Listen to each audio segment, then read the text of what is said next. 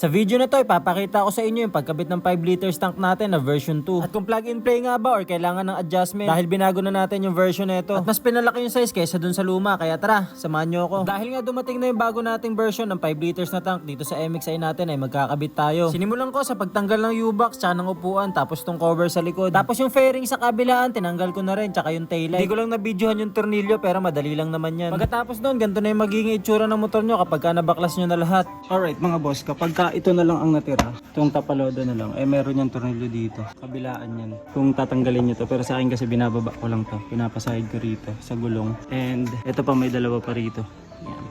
Tapos yung hook nito, ayan, itong hook na to, ito yan sa gitna.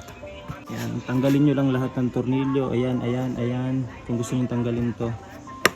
Tapos yun may ibababa nyo na to, tsaka nyo na makikita yung fuel pump pag naibaba nyo na itong tapalodo.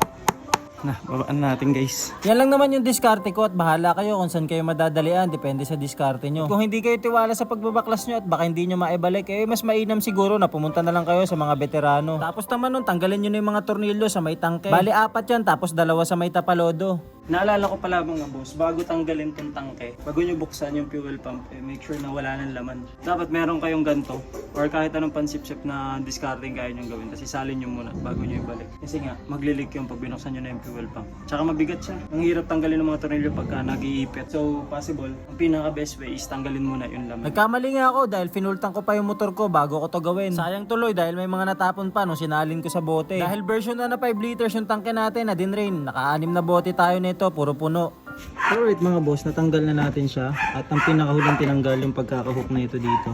Ayan lang, hook na ito dito. Tapos ayan na-drain ko na rin siya. Ayan na siya, ilang bote? 1, 2, 3, 4, 5, 2, 4, 6 6 plus may mga natapon pa. 800 ml ata isa niyan. Hindi ko alam kung ilan ang total niyan.